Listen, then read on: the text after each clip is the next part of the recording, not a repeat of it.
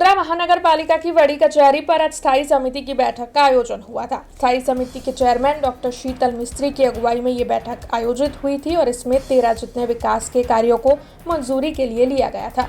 बैठक के तहत सभी 13 कार्यों पर चर्चा की गई, जिसके बाद 12 कार्यों को मंजूरी दी गई थी। आज की इस बैठक में पानी पुरवठा शाखा, बरसाती ड्रेनेज प्रोजेक्ट शाखा और साथ ही अन्य कई मुद्दों पर चर्चा की गई थी। तब पानी पुरवठा विभाग का एक कार्य स्थगित करते हुए अन्य 12 कार्यों को मंजूरी दे दी गई थी। इस बारे में स्थायी समिति के चेयरमैन डॉक्टर शीतल मिस्त्री ने ज्यादा जानकारी दी है। आज स्थायी समिति में टोटल 13 प्रपोजल मुकવામાં આવી હતી।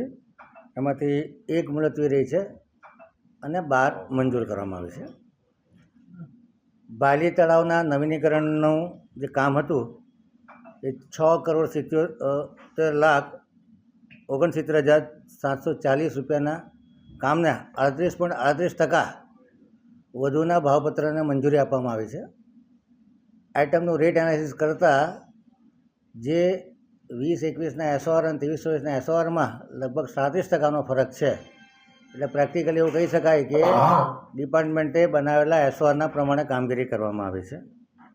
વોર્ડ નંબર 4 અને વોર્ડ નંબર 13માં જે કન્ટામિનેટેડ લો પ્રેશરના પ્રોબ્લેમ છે એ માટે કોર્પોરેશન દ્વારા વોર્ડ નંબર 4માં 21 કિલોમીટરની લાઇન અને કનેક્શનો MDP કનેક્શનો સાથેની કામગીરી કોર્પોરેશન દ્વારા કરવામાં આવશે।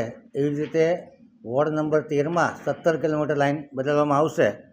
વોર્ડ નંબર 4નું કામ 10,21,00,000ના અને 4% ઓછા મુજબના કામને મંજૂરી આપવામાં આવી છે। વોર્ડ નંબર 13માં 10,54,00,000 અને 11.96% વધુ મુજબના કામને મંજૂરી આપવામાં આવી છે। વોર્ડ નંબર 13માં વધુ પાઇપલાઇનો નાખવાની હતી અને ગીચ વસ્તીમાં કામ કરવાનું હોવાથી મશીનરી ન ચાલે, મેન્યુઅલ કામગીરી વધારે છે, તેથી ભાવ થોડા વધારે આવેલા છે। हमसे जुड़े रहने के लिए हमारे YouTube चैनल को सब्सक्राइब करें और नई वीडियो की नोटिफिकेशन के लिए बेल आइकॉन को दबाएं।